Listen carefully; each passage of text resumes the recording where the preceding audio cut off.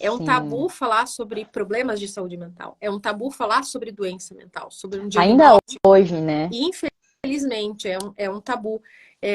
Então, assim, as pessoas não têm vergonha de dizer, por exemplo, que tem diabetes, não se sentem constrangidas, mas se sentem constrangidas de procurar ajuda quando, por exemplo, tem sintoma de depressão, né?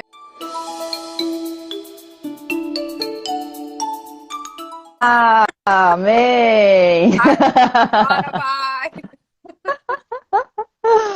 Gente, o que que tá acontecendo com este Instagram? Não sei se é Wi-Fi daqui, o que aconteceu. Olha, eu não sei. Mas falhou algumas vezes. Eu enviei, apertava, apertava e É, nada. mas o teu convite também não aparecia para mim, eu não sei que raios que estava acontecendo. Sei lá. O importante é que deu certo. Isso que importa, né? Olha, isso aí é até um teste, porque aí as pessoas podem ver como é que a gente vai chegar na live, testar nossa saúde mental. Exato. Não, já tava falando até na que a gente saiu, né? Agora a gente começou uma nova, mas foi teste justamente de saúde mental, gente.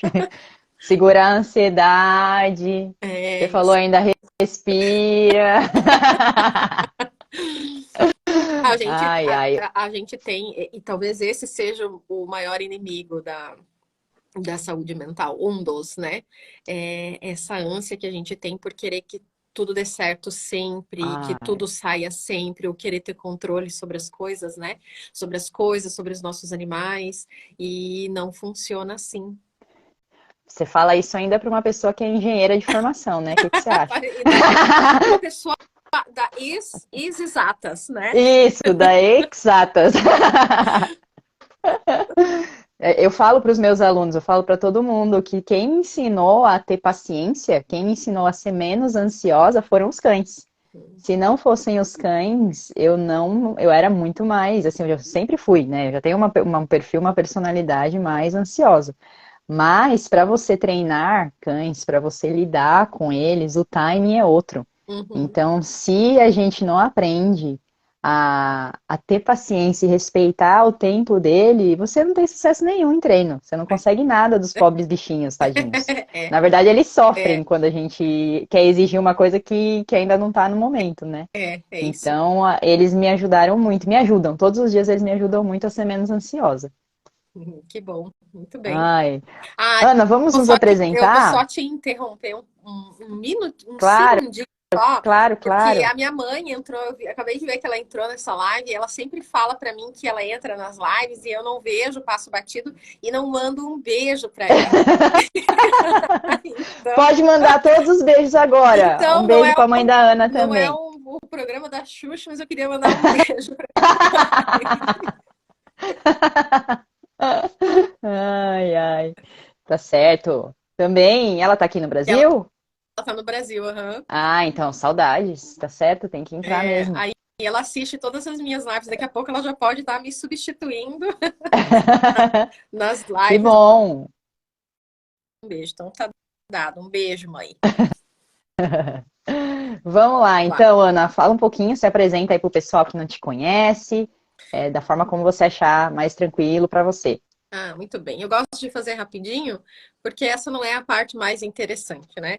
Sim, A minha formação é psicóloga. Dentro da psicologia existem várias abordagens para se trabalhar, que nós psicólogos escolhemos para trabalhar, e eu sempre gostei de trabalhar muito com famílias. Fiz uma formação em famílias. Sempre tive cães na minha família, sempre tivemos animais, mas com a chegada dos meus cães, os dois Akitas, o Tori e a Kate, eu comecei a identificar muitas coisas, fazer muitos links com o trabalho que eu já desenvolvia na clínica, com as famílias, e aí me encantei por essa questão dos animais de estimação como membros da família, desse tipo de família que é a família multiespécie, saúde mental dos tutores e o luto pela perda do animal de estimação. Então, hoje eu moro aqui na Itália, que eu estou fazendo uma formação em zoantropologia, que é a disciplina que estuda a relação do ser humano com os animais de outras espécies. Então, basicamente é isso. fantástico, né, Nesses gente? últimos 8 anos, é isso que eu tenho feito.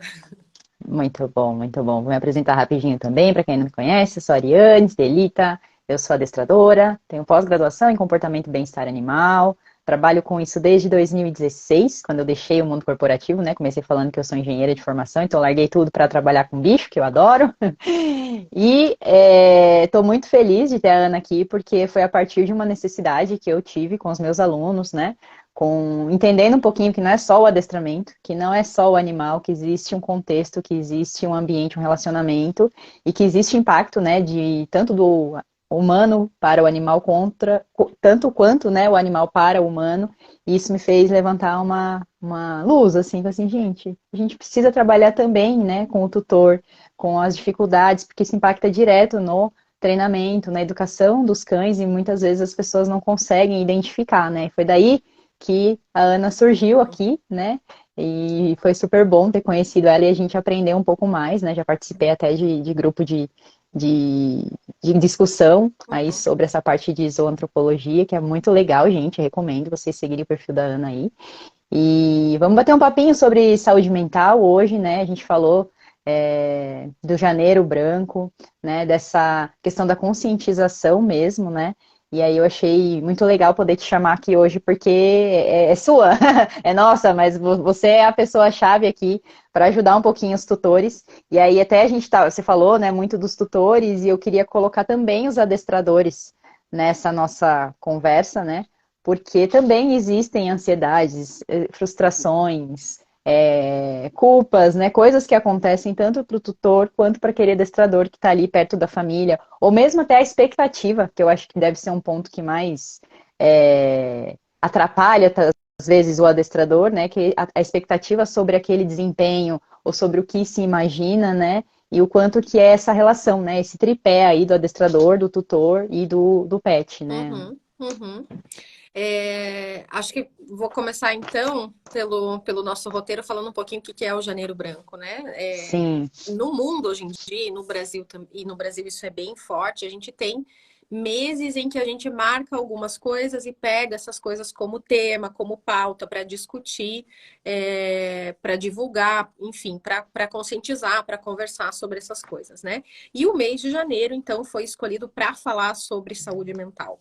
E é no mês de janeiro, não por acaso, mas porque normalmente é o mês de janeiro que a gente está um pouco mais aberto para algumas mudanças. Então, por exemplo, é quando a gente diz lá que vai fazer são as dieta, promessas, né? As aquelas promessas de ano famosas, novo. aquelas famosas promessas, né? Ah, eu vou fazer dieta, eu vou emagrecer, eu vou fazer exercício, eu vou mudar isso, eu vou tentar arrumar um novo emprego. Então, é um momento em que a gente está mais propício para fazer essas mudanças. E a cor escolhida é branco, simbolizando de que a nossa vida, fazendo esse paralelo, essa analogia, essa metáfora de que a nossa vida é um livro, um caderno em branco e que a gente pode, a qualquer momento, escrever, mudar a nossa história. Então, é um mês em que a gente fala de saúde mental, conscientiza a saúde mental. Por que que é tão importante? Porque existe muito. É um tabu falar sobre saúde mental. É um Sim. tabu falar sobre problemas de saúde mental. É um tabu falar sobre doença mental, sobre um Ainda diagnóstico. hoje, né? E, infelizmente, é um tabu. Então, assim, as pessoas não têm vergonha de dizer, por exemplo, que tem diabetes, não se sentem constrangidas, mas se sentem constrangidas de procurar ajuda quando, por exemplo, tem sintoma de depressão, né? Uhum. Então é um tabu e a gente precisa conversar. Até porque a gente não precisa deixar chegar num ponto que a gente não está bem mesmo para buscar ajuda. A saúde mental, a gente também pode trabalhar com prevenção. Ela não Sim, significa só a ausência de uma doença. Quando a gente decide, por exemplo, eu quero me conhecer melhor, quero melhorar minha autoestima, isso também se refere à saúde mental. Quero aprender coisas novas, quero melhorar as minhas relações, isso também é saúde mental. sim. É, eu não posso dizer, por exemplo, que eu tenho saúde mental porque eu não tenho um diagnóstico ou de depressão, ou de transtorno de ansiedade generalizada, ou um outro diagnóstico, né? Então, acho que isso é importante a gente falar sobre. Sim. E você me fez lembrar, é interessante, porque das minha geração para trás, isso fica ainda pior, né? Eu falo com a minha mãe, às vezes, mãe, você precisa fazer uma terapia. E as pessoas têm aquela ideia de que terapia, de psicologia, ainda tem gente que fala assim, não, só louco vai para terapia. Eu falei, gente, é o que você falou, a palavra-chave é o autoconhecimento. eu recomendo fazer terapia para todo mundo, não é para quem tem problema, não, é para quem não tem também.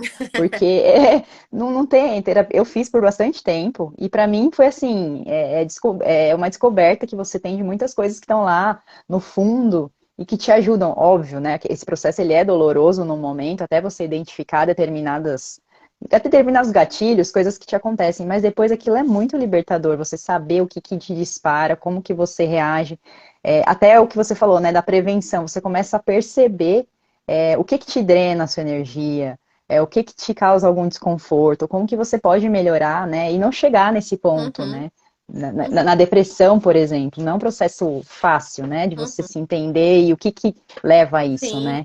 exato, mas você sabe que a gente talvez nem precise ir para a geração dos nossos pais, porque eu me lembro, eu tinha 14 anos e eu tinha problemas de adolescente, né? Dessa mudança. E a minha mãe me levou numa psicóloga e eu me lembro a primeira coisa que eu falei para ela quando eu sentei no sofá. Eu disse Ah, para ela que eu não estava satisfeita que a minha mãe tinha me levado lá, porque eu não era louca. tá vendo? Pois é, você mesma usou isso lá atrás, né? É, É, e aí eu me recordo sempre dessa frase, porque ela me deu essa explicação, né? Desmistificou um aham, pouquinho. E aí eu falei assim, bom, então a língua é o chicote, né? Porque hoje sou eu que explico isso para as pessoas, né? É natural que em algum momento da nossa vida a gente precise de apoio profissional por alguma dificuldade em específico, e às vezes o animal, o nosso animalzinho, está relacionado com essa dificuldade, né? Ou porque sim, é um sim. filhote e vem, ou porque é um animal que tem algum problema de comportamento e isso muda e desestrutura as nossas emoções, ou porque nós perdemos o nosso animal. Então, tem uma série de fatores que podem influenciar na nossa saúde mental, nisso que se Uhum. refere a essa relação com os animais. Então, é natural que em algum momento da vida a gente possa contar. E acho que a gente precisa naturalizar isso, né? De que eu Exato. posso buscar ajuda e que não é um problema e que não necessariamente é loucura, né? Sim, e são tantos tabus, né, que a gente precisa quebrar, né? Sim. A gente estava comentando até do roteiro que você tinha falado, né, sobre que amar o animal não é um problema, né?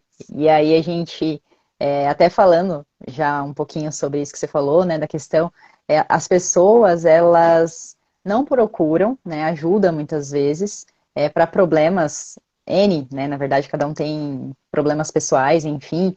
Mas quando você fala, por exemplo, olha, eu acabei de pegar um filhote e eu tô com dificuldade, a pessoa ela pensa, e aí é estágio de consciência, tá? O adestramento também não é a prioridade. Ainda eu vejo que na Europa isso ainda é mais evoluído. Então espera, não tem um cachorro educado antes, né? Não trabalha no preventivo, que é um pouco do que você falou também, na saúde mental, isso acontece exatamente com o adestramento. Eu espero ter o problema para eu ir atrás de um profissional que me ajude com o adestramento. Só que, em paralelo, essa questão emocional de como lidar com a situação, isso também fica lá para o último plano, porque a pessoa nem imagina a possibilidade de buscar ajuda para poder trabalhar nas duas frentes, né? Digamos assim, eu estou com um problema com o animal, então eu estou sentindo um peso, estou com dificuldade, né, de entender essa relação de como que eu faço esse animal ser educado, por exemplo, ou minimamente conviver ali no ambiente, né, ou até entender de forma paciente Uhum, que existem fases desse uhum, animal, mas ela também não se preocupa com ela mesma nesse caso, né? uhum. Com o quanto um profissional pode ajudar, inclusive facilitar esse Sim, processo aí nesse período de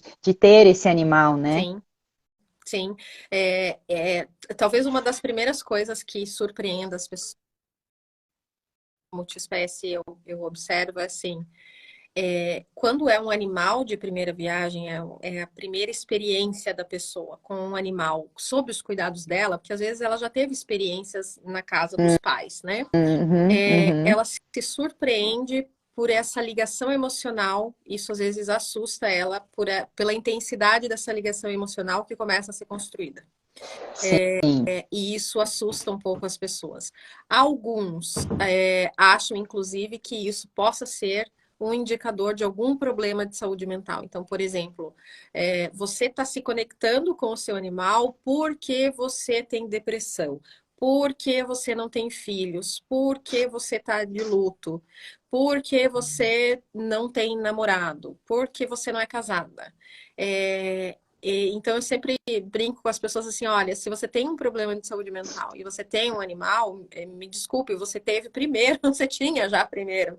Não é o animal que desencadeia. Sim. Fazer essa ligação emocional, esse vínculo com o animal de outra espécie é absolutamente da natureza humana. Não é indicador de nenhuma doença, não é critério para diagnóstico de nada. O que não significa que a gente possa ter relações disfuncionais. Porque nós Uhum. temos o nosso jeito de funcionar, o nosso padrão de funcionamento, a nossa personalidade, nós temos a nossa identidade. Quando a gente está se relacionando com outra pessoa ou com um animal, essa nossa relação também tem uma identidade, também tem um padrão, também tem um jeito de funcionar. E isso pode ser muito bom ou pode estar trazendo algum prejuízo, seja para mim, humano, dessa Sim. relação, ou para o meu animal. Então, por exemplo, às vezes as pessoas querem uma explicação para problemas relacionados à separação. Quando o animalzinho tem dificuldade para ficar De sozinho. ficar sozinho. Às vezes precisa ter um tripé aí, né? Uma condição genética do animal, as experiências de vida dele e mais alguém que tá super protegendo ou tá hiperconectado com aquele animal. Então, É. toda essa combinação, né? Ou quando as pessoas me perguntam assim, o que acontece que uma pessoa vira isso, vira aquilo outro? Tem sempre esse tripé, né? O olhar para qualquer comportamento, para qualquer diagnóstico, ele tem todas essas variáveis, né? Sim, e você me fez lembrar que foi justamente uma das minhas alunas que me fez começar a refletir sobre essa nossa conversa aqui, inclusive sobre poder ajudá-la com uma terapia para o humano e não para o cão, porque ela queria que o cachorro ficasse bem sozinho, só que você percebia que no fundo ela não queria. É aquela coisa do falar e das ações, né? O quanto que existia um hipervínculo ali também e um preenchimento emocional, né? Uma pessoa que vivia sozinha, então ela tinha dificuldade de deixar aquele cachorrinho ser autônomo, digamos assim, né? Que a E gente. assim, se retroalimenta, Ari. Sabe por quê? Porque se você sabe que o teu animal tem uma dificuldade de deixar sozinho, quando você sai, automaticamente você também sai preocupado e angustiado Isso. Sim, no que vai acontecer, em garantir o bem-estar dele, né? Então, sim, sim. é algo que se não tiver um apoio, um suporte multidisciplinar para tentar resolver ou para tentar melhorar a condição daquela família, fica difícil, né? Sim, Então, esses assuntos de saúde mental conversam com os assuntos dos animais, né? Tem sim. essa interconexão aí, né? Até porque algumas pessoas decidem ter um animal muitas vezes porque não estão bem, ou porque estão enlutadas, ou porque terminaram um relacionamento. E o que acontece nesses casos? Não estou dizendo que é assim, que tem como que eu posso dizer, uma consequência direta. Aham. Tem pessoas que, lógico, o animal ajuda a pessoa se recuperar de um trauma, se recuperar de um estresse pós-traumático, de todas essas circunstâncias, porque essa conexão afetiva tem até uma explicação fisiológica para a gente se sentir bem. Tem casos em que dá muito certo, mas tem casos que não. Porque às vezes esse animalzinho que está adotado, ou que for, enfim, foi comprado, tem algum determinado problema. E quem tem um filhote ou um animal com um problema de comportamento sabe o quanto isso é exaustivo. Então, se eu Uhum. não estou bem, eu vou começar a construir uma relação com outro alguém que também não está bem. E aí Sim. talvez precise de ajuda, né? Não Olha, estou dizendo que é para inclusive, desfazer do animal ou que não é para pegar o animal. então eu ia falar isso agora. Na verdade, inclusive, eu já tive casos de pessoas que abandonaram o animal depois ou doaram o animal posteriormente. Porque ganharam como presente, porque a pessoa infartou, aí ela estava acamada e acabou ganhando o animalzinho. Ah, o outro ficou doente. Normalmente acontece isso, o filho dá pro idoso. Já peguei vários casos assim, né, de pegar. E aí já foi bem complexo por E vai causa dar o disso. border collie Então, filhotão. não, aí me dá um cachorro hiperativo, e aí ele me chama ali justamente porque ele não tá conseguindo lidar com aquela energia. Porque são estágios completamente diferentes, são fases, né?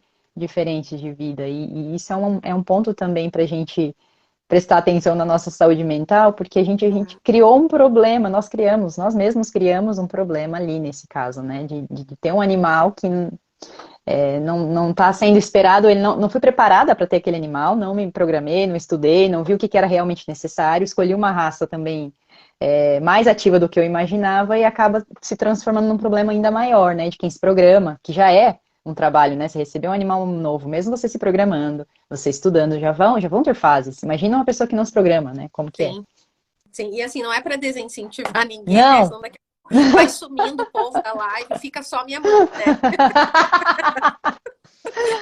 Não, mas a gente também não pode viver no mundo de contos de Eu fadas, acho que é né, legal gente? conscientizar e também dizer para as Sim, pessoas que assim, ó, se é esse o seu caso, dá para buscar ajuda, dá para buscar ajuda isso. multidisciplinar, dá para melhorar muito a situação, né? Eu acho que é aí que tá a chave, que é procurar ajuda. Não é querer resolver sozinho, porque vai ficar apanhando e patinando, o que pode gerar uma frustração ainda maior, né? Então, procurar o especialista que possa te ajudar. Eu acho que isso é fundamental aí para poder passar por essas fases.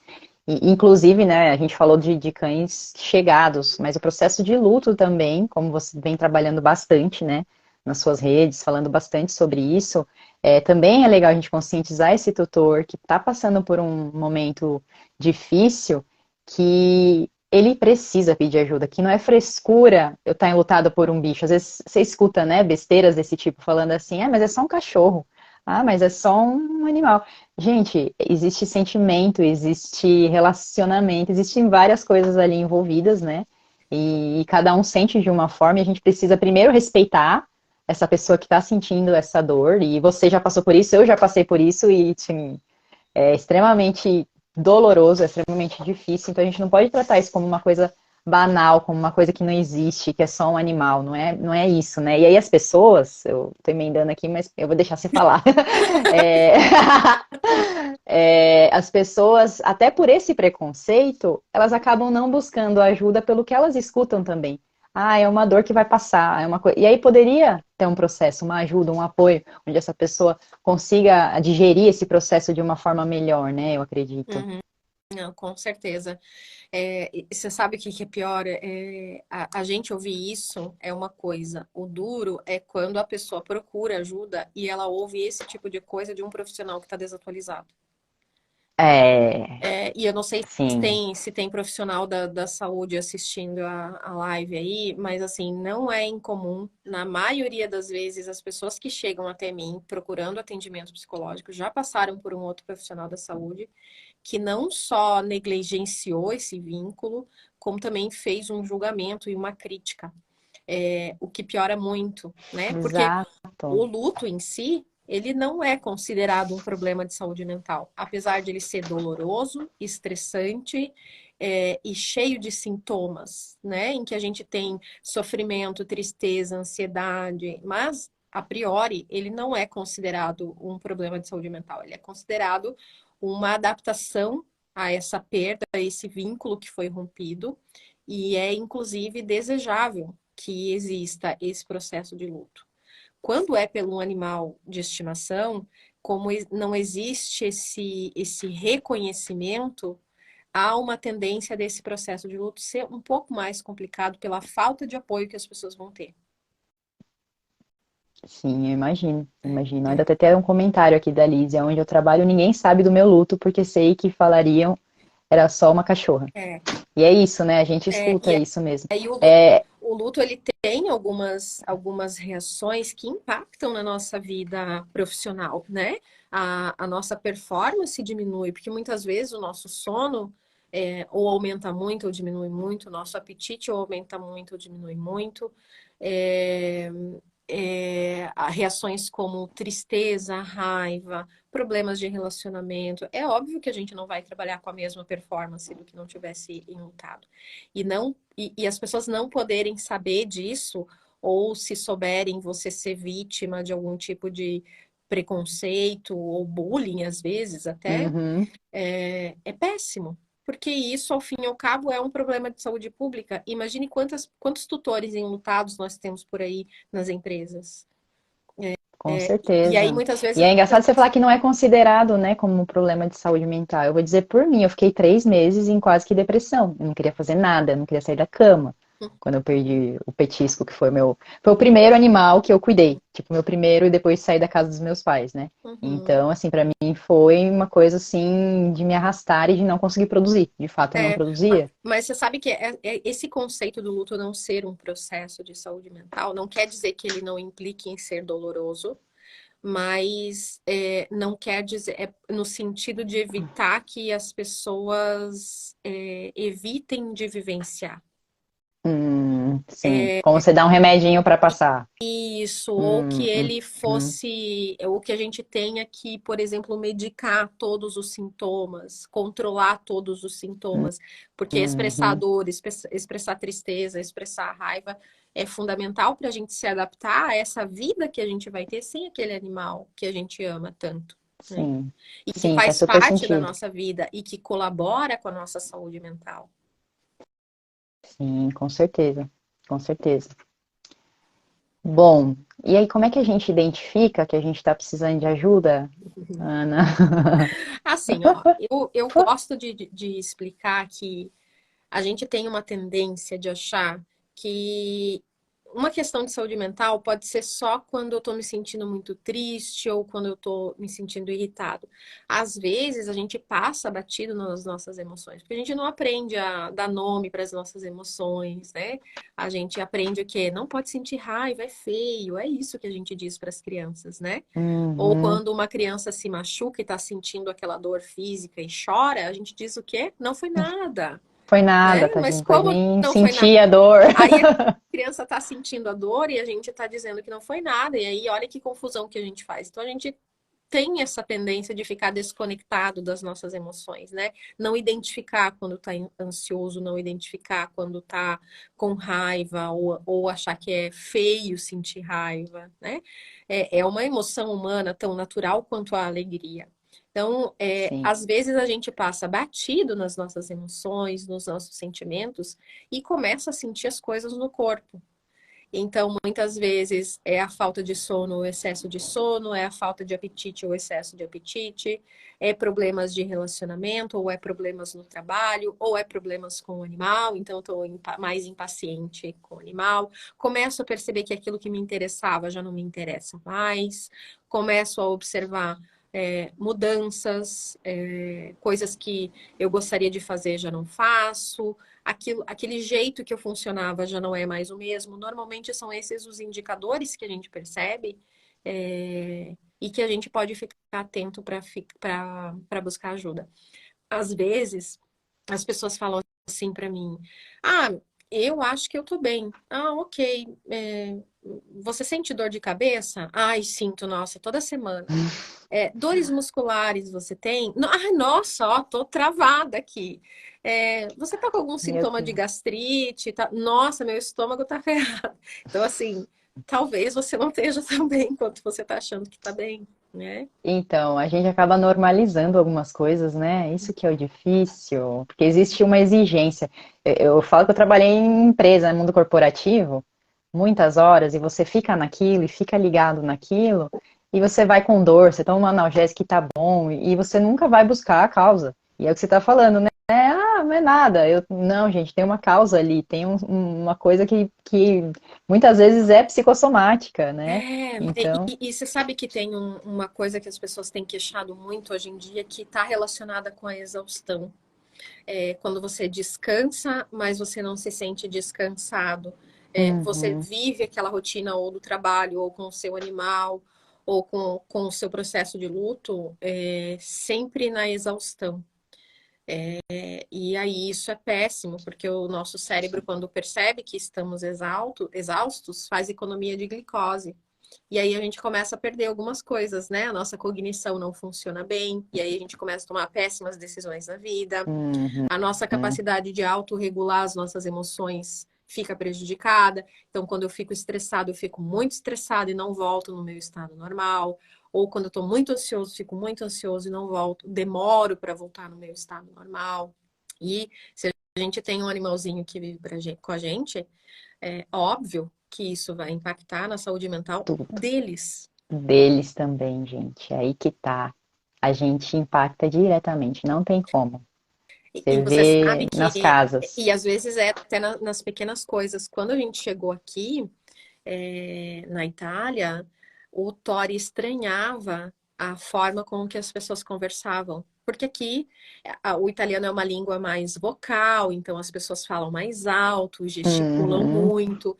Então agora ele já se habituou, mas quando as pessoas passavam na rua conversando, ele ficava atento. Então, sim. assim, se a gente tem uma conversa assim em casa, ou eu às vezes não sou das pessoas que falam mais baixo, falo um pouco alto, mas às vezes eu tô conversando no telefone, por exemplo, falando com a minha mãe, e eu começo a me empolgar, e às vezes nem é por brabeza ou irritação, mas é por empolgação, eu já Uhum, sinto que ele fica mais atento do que ele ficava antes, porque ele já está se tornando um cão idoso. sim. Já está com 8 anos. Então, assim, se uma coisa como essa impacta, é óbvio que ele vai perceber pela capacidade sensorial dele, meu estresse e todas as coisas. Então, querendo ou não, tem essa coisa de responsabilidade com os nossos animais, né? Sim, e é por isso tão importante que a gente está fazendo hoje, que as pessoas precisam estar bem. Primeiro, elas estarem bem para conseguir cuidar desse animal, né? Para, né? Eu até mandei lá coloquei no feed, né? Algumas perguntas para as pessoas e às vezes você tá tão desanimado, você tá tão, né? Para baixo, dependendo dos seus problemas do dia a dia, enfim, de uma forma geral, que você não cuida nem de você e nem do próprio bichinho, né? Não passeia mais com o animal, não tem vontade de sair, não interage. Então, são vários problemas que vão acontecendo na vida dessa pessoa que não afetam só ela, vão afetá-la, mas também vai afetar aquele animal por falta de atividade física, por falta de socialização, enfim, é um processo, né? Por isso que é tão importante a gente cuidar da gente primeiro, né? Muita gente fala do egoísmo, mas gente, se a gente é o negócio lá do avião, né? Máscaras de oxigênio, primeiro em você, depois você coloca no outro, porque É, senão como é que você vai dar conta, é. né? É. E eu acho assim, ó, a gente não é perfeito, não nasce perfeito, também nem morre perfeito. E às vezes, por o animal ter essa resposta tão genuína e tão pura, a gente começa a observar coisas do nosso jeito refletidas no animal. Então, por exemplo, se a mãe ainda estiver na live, ela vai estar aqui para confirmar. O meu pai, com 70 anos, tem uma cachorrinha chamada Easy, e um dia ele falou assim para mim. Ah, eu acho que eu falo muito alto, porque quando eu falo, a Izzy murcha a orelhinha dela e sai correndo, vai para a caminha dela. Então você veja, vendo a resposta dela, ele observou uma coisa do comportamento dele, né? Porque aí a minha mãe já disse assim, mas faz 40 anos que eu tô dizendo para você que você fala muito alto. Ah, aí pega um cachorro que é mais sensível, com Exatamente. certeza, E aí vai eles perceber. dão essa oportunidade pra gente, assim, o que que eu posso melhorar em mim, né? O Thor é um Akita, não é um cachorro tranquilo hoje em dia, mas já foi muito menos sociável. Quando eu via um cachorro na rua no passeio, eu deixava ele em alerta antes dele ter visto o cachorro, né? Sim, porque Então eu também tenho. é o que a gente fala do nervosismo, né? Você passa para É ele, com lógico, certeza, imagina. com certeza. Então, assim, A guia eu já ficava em fica tensa, o cachorro já fica, né? Você já tensiona a Já guia, já fica atenciona. Esse é uma das coisas que eu falo bastante com os alunos, que a primeira coisa, ver o cachorro, a gente está trabalhando em reatividade, já pego, eu falo assim, calma, relaxa a mão, senão já passou tudo para ele, já foi, né? E aí também o papel do adestrador em oferecer essa base segura para o tutor. Calma, eu vou te garantir que não vai acontecer nada, eu tô aqui para te ajudar. E é claro que Sim, isso também tem um preço para o profissional, né?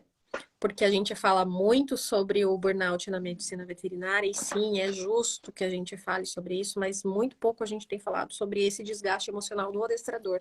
Não sim. sei se tem adestrador assistindo aí.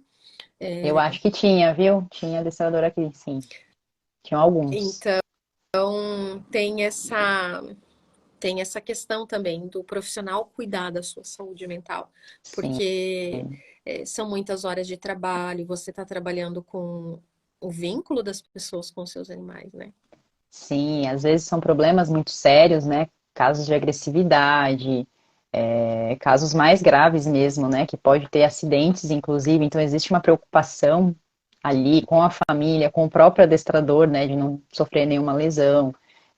Tem a própria cobrança, a autoexigência que também tem, né, no tutor, mas é aquela coisa do que você falou, né, do perfeccionismo, né? A gente quer fazer um trabalho ali que dê certo e às vezes você não vê o resultado que você quer. Então tem uma série de frustrações também, fora a agenda, que aí tá falando trabalhar em pé, trabalhar, né, horas viajando, indo para casa de uma pessoa, de outra.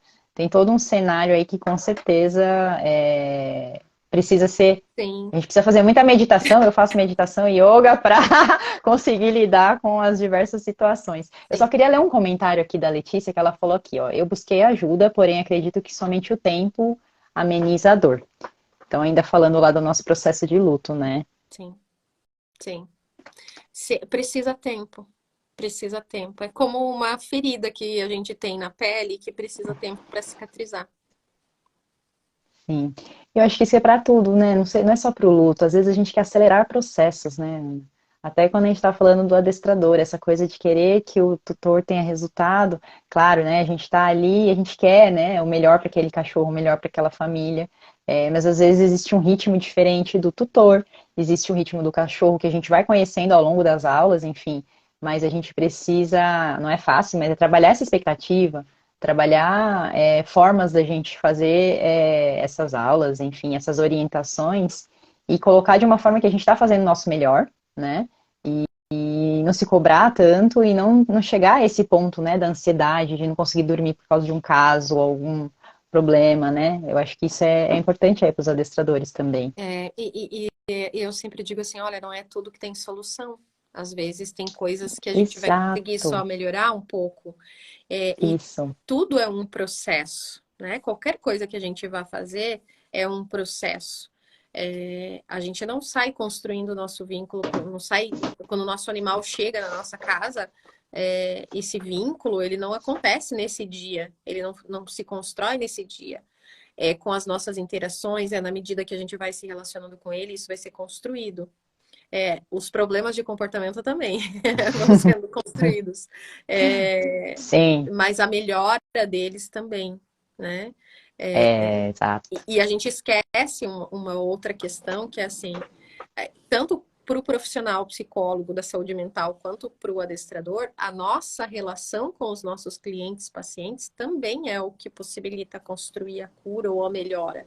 Né? Então, não é só a técnica que eu aplico, mas o vínculo que a gente estabelece com os nossos clientes, isso também é um processo. Né? Com certeza.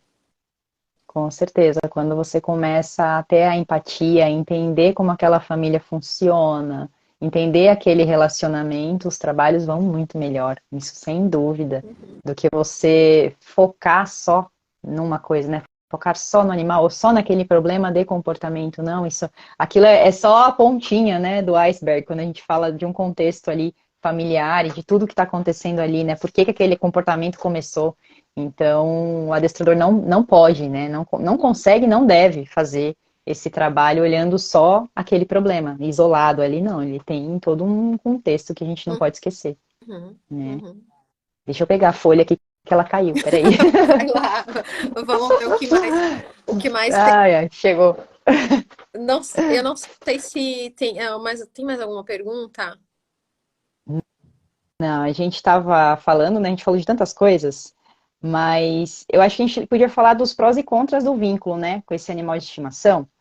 Porque a gente falou de benefícios da saúde e tudo, mas também tem essa sobrecarga, né, pelos problemas emocionais que o humano tem, né. Então, acho que assim, como acho que você já até comentou, né, falando que existem milhares de benefícios quando a gente fala de ter um animal de estimação, e isso tem vários estudos, né, que falam do aumento da serotonina, enfim, de tudo que acontece, e é uma mão dupla aí, né, tanto o animal também tem hormônios aí que são estimulados quanto o humano, mas quando a gente fala aí da, da questão da saúde mental e do que você falou também um pouquinho, eu só vou fazer um link agora, que é aqueles vazios que eu quero preencher com aquele animal. E às vezes eu acabo humanizando esse animal e causando um problema porque eu não trato ele como ele deveria, como sendo um animal que é espécie específico, que tem necessidades específicas. E isso afeta tanto o humano, né, por essa forma de pensar, por essa forma de se relacionar, esse sofrimento, quanto para o animal também, que ele não tem as necessidades dele que são supridas daí, né? Uhum, uhum. Então, Assim, ó, existe uma razão fisiológica que hoje a neurociência explica do nosso vínculo com, inclusive, com os animais de outras espécies. Então, a gente se sente recompensado quando está com os nossos animais, ou quando está com os nossos amigos, ou quando está com os nossos familiares, porque nossos genes são programados para viver em comunidade. Então, a gente tem essa recompensa hormonal e de neurotransmissores para a gente se sentir bem quando está com os outros, se sentir bem em comunidade, se sentir bem quando está com o nosso animal. Isso faz com que eu tenha os meus níveis de ocitocina, serotonina, que são esses hormônios que fazem esse trabalho, mais elevados. Quando eles estão mais elevados, diminui o cortisol, que é o nosso hormônio do estresse. Então, é um processo natural, por exemplo, que eu me sinta melhor, que eu me sinta mais encorajado, que eu me sinta menos medroso, que eu tenha uma condição melhor de me autorregular, porque quando eu chego em casa, autorregular as emoções, porque quando eu chego em casa eu tenho contato com o meu animal. E isso funciona uhum, assim também para o animal, não é só para a gente humano, especialmente os cães, que é o que tem mais pesquisa. Então, uhum, é lógico que isso incrementa o nosso funcionamento fisiológico, incrementa a nossa vida social, porque quando a gente sai com o nosso cachorro, ou que a gente tem um animal, a gente está em comunidade, as pessoas. Tem até uma pesquisa que eu li uma vez que se você sair com um bebê ou você sair com um cachorro, você vai receber mais sorrisos se você sair com um cachorro, né? Tem nossa, eu nunca tinha visto a essa pesquisa. tem a questão, por exemplo, da gente fazer mais atividade física, porque se envolve com os animais. Então, tem essa série de benefícios. É óbvio que a gente não pode negar que existe uma porção de benefícios em conviver com animais de outra espécie. Fora que a gente aprende mais sobre a gente mesmo, né? Por conta da resposta dos animais, como eu dei o exemplo lá do meu pai. A gente Uhum. aprende a ter mais empatia, a gente aprende a cuidar de um outro ser, a gente aprende que ele tem necessidades diferentes, e aí a gente sai do nosso pedestal de ser humano, a melhor espécie de todas, né? Ah, E, é a então, principal. a gente aprende sobre diversidade, sobre empatia. Crianças que convivem com os animais têm essa perspectiva. Tem, inclusive, estudos que falam da melhora da flora intestinal, da prevenção de alergias. Então, para cada lado que a gente for olhar, tem esse aspecto positivo. E acho que a pergunta que a gente sempre tem que responder, ou sempre deveria responder quando a gente decide compartilhar nossa vida com um animal de outra espécie, é assim: para quê que eu quero isso? Eu quero isso porque eu não estou bem, eu quero isso porque eu quero me desenvolver. Qual é a razão que me motiva a querer dividir a minha vida com um outro animal? Porque tem algumas relações que estão extremamente disfuncionais e que causam, sim, um prejuízo, principalmente para o animal, mas outras que causam prejuízo para as pessoas Para as também. pessoas também. Uhum, Então não dá sim. para a gente achar. E daí, de novo, cada vez que eu falo isso, eu olho lá para ver quantas pessoas tem e ver se não vai restar só eu, mãe. Não, porque Só nós, não né? é uma coisa que eu gosto de falar. Eu gosto de falar dos benefícios, né? Mas a gente também precisa conscientizar, né? Também tem Sim, esse sim, papel. Tem relações que sim são muito disfuncionais, principalmente quando a gente quer que o animal seja uma coisa que ele não tem condição de ser, sim, sem dúvida. né? Eu acho que é principalmente, né, colocar ele num papel que não é dele, coitado. Ele não tem culpa de estar ali, ele não pode receber esse peso, né? Exatamente, né? Ou querer. Esses dias eu vi um post que falava mais ou menos assim, que a mãe brigava com a criança porque a criança não queria dividir o brinquedo, mas ela também não queria dividir uma coisa dela, cara. E aí o post fazia essa analogia, né? Ah, seu filho não gosta de dividir as coisas, você também não. E a gente quer exigir isso do outro. E às vezes a gente faz isso com os animais, né? Eu quero que ele seja sociável, eu quero que ele frequente um hotelzinho, uma creche. Eu quero que ele divida o osso com outro cachorro da casa. Isso não existe, gente. Uhum. Não existe, sabe? Então eu tenho que conhecer sobre a espécie que eu convivo, porque, querendo ou não, a gente vive com eles em cativeiro, não é? Exato. Então a gente precisa oferecer uma qualidade de vida também para eles, né? E assim, qualidade de vida para eles é qualidade de vida para a gente. Não tem, não tem segredo, né? Se a gente proporciona qualidade de vida para eles, a gente também vive melhor. Nossa. E respeitar, né? Porque eu gosto sempre de dar o exemplo do abraço. Se a gente vive com espécie diferente, ó, um trovão aqui, não sei se não vai cair. Olha. Se a gente vive com uma espécie diferente, coisas que para nós humanos significam afeto, olha, deu Nossa. para escutar. Sim, sim. Um abraço, por exemplo, que significa afeto para nós, para um cachorro, talvez ele tolere o teu abraço, mas ele não É. gosta. Significa outra coisa. Uhum. Sim, sim. Igual pra gente, eles tirarem o traseiro para se cumprimentarem, tem gente que tira, que acha feio. É o jeito que eles se cumprimentam, gente, que eles se conhecem, É. né? E que é uma coisa muito importante para eles, né? Essa Sim, comunicação química e que a gente nunca sim. vai ter acesso. Porque nossa Exatamente, espécie exatamente. não tem isso, não. Não. Graças a Deus, né? Gra- Graças a Deus. Ai, ai. Ana, estamos fazendo 1 hora. Eu acho que a gente conseguiu abordar bastante coisa. Não sei se você quer fazer mais algum comentário. Eu acho que não. Eu acho que foi Não. tudo.